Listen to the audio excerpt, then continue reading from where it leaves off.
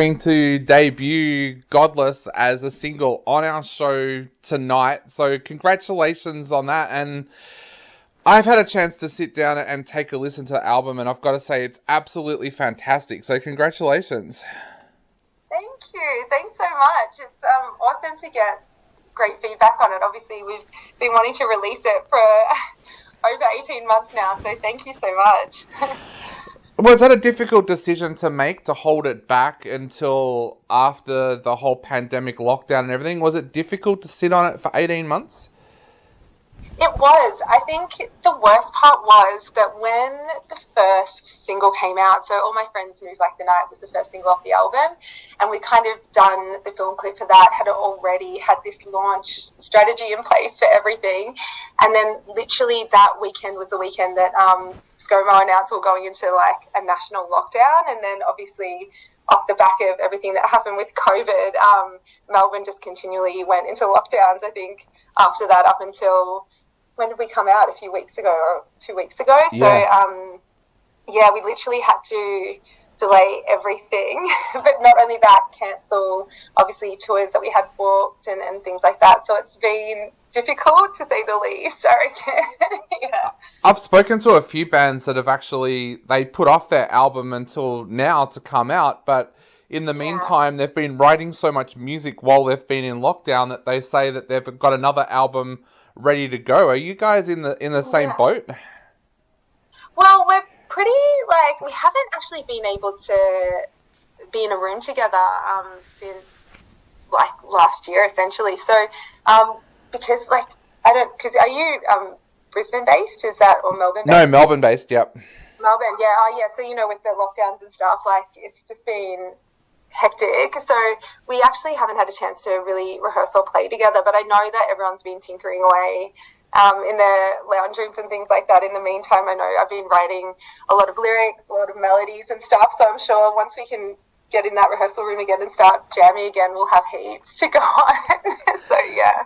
Did that make you even more nervous, having the album there for 18 months not being able to release it? Because I know a lot of people get very, very nervous before their album gets released. Did the nerves just get greater and greater? Well, I'm permanently nervous. I'm one of those highly strung people who feels like everything is never done and completely hectic, and but I think for me it was actually a nice experience, and even though I wouldn't recommend ever sitting on an album if you don't have to, stepping away from it was actually probably one of the best things I've done in terms of and I think for all of us as well, because we'd recorded it, we'd had it all ready to go, and obviously when you're going through the recording process, you kind of you listen to it a lot, you're tweaking it, you're doing all this stuff, and you kind of get to a point where you forget about the whole joy in writing it. It's kind of gone by the end. You've just got to, you've heard it 50,000 times, different edits, you've all had arguments about different aspects of it, so you kind of get to a point where you're like,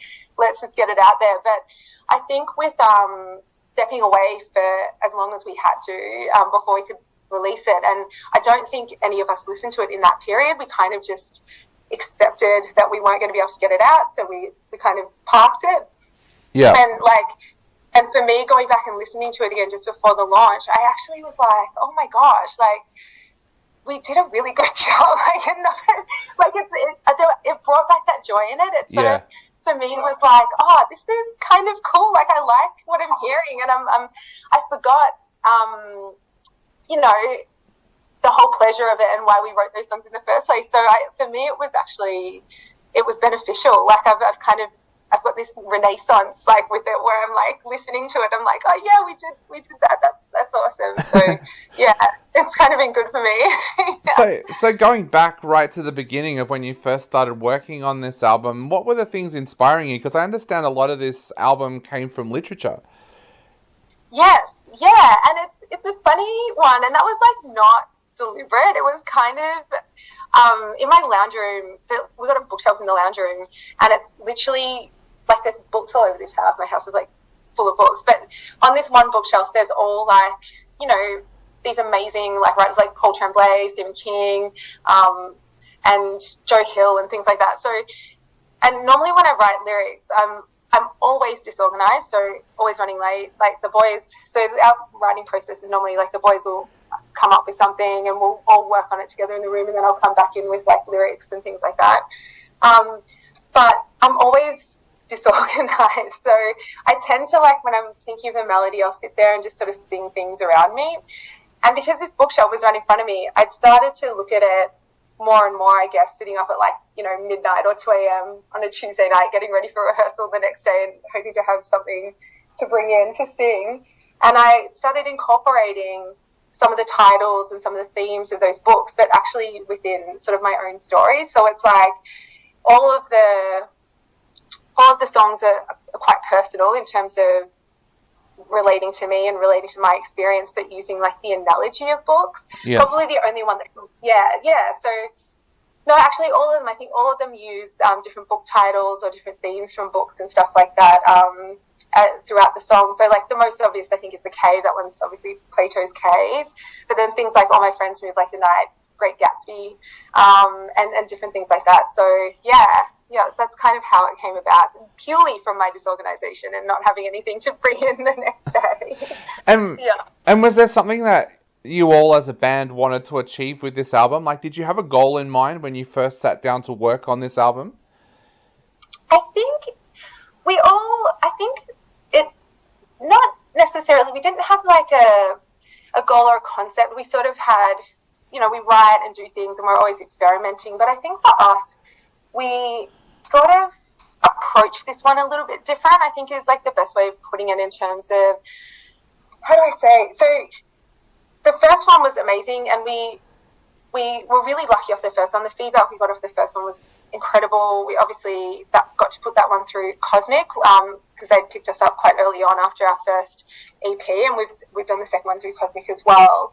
So we sort of had this like response to the first one that I don't think any of us were expecting, but we were also very new as a band. So we knew each other, but probably not as well as we do now.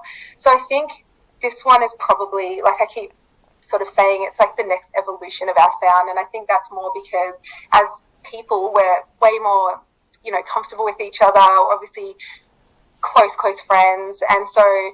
And that sort of developed over that time. So I think a lot of the songs and the writing on this are really like, it's that more of a shared approach. And we've gone a little bit more, you know, organic as well.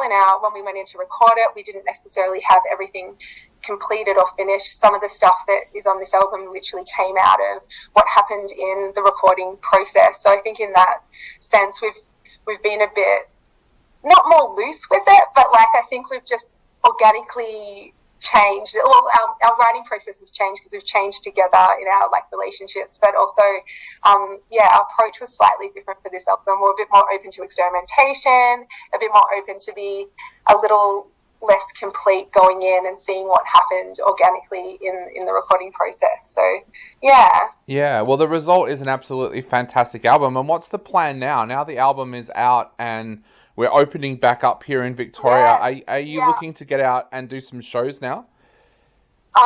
Definitely. We have to rehearse, but we're definitely looking at, it'll probably be early next year that we'll start teeing up shows, because when we set the launch date of the album, we just kind of picked a date that we thought maybe would work in terms of like, obviously because our vinyl's pressed overseas, when we'd be able to get that in and all of that type of stuff. So we didn't know we'd be coming out of lockdown. But it fortuitously landed on when obviously Melbourne's coming out. So I think now that we're going back to normal, we'll definitely start teeing up shows so we can actually tour it. Because that's the most heartbreaking thing, I think. Like on Friday when it came out, I was like, oh my gosh, like normally we'd have a launch show teed up. I'd like be out, be partying, like it'd be a celebration, and it just was like a different experience not being able to launch it with a live show, because it's like a massive part of who we are as a band. So Now the track we're going to play in just a few moments is the title track, Godless. Tell us a little bit about that track. What was that track written about, and what was it like to record?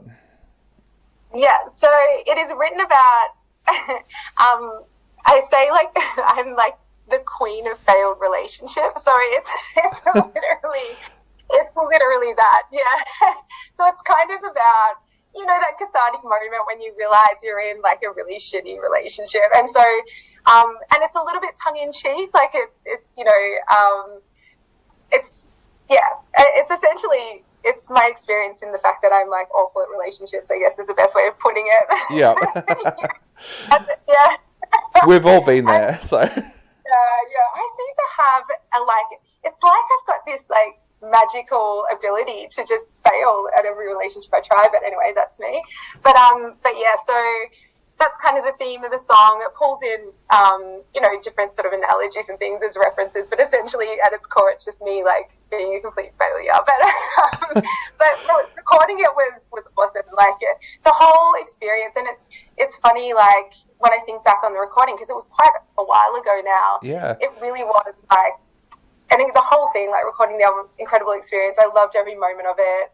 And recording this song was really fun because it's like a little bit, in the past we've done, our sound it can be very long and slow and heavy, and on this album we have these like little faster snippets of songs, and this is one of them, and it was a really fun song to record for that reason as well. So yeah, it's good. And plus like Chris Justice guitars, like all of it. It's just a lot of fun.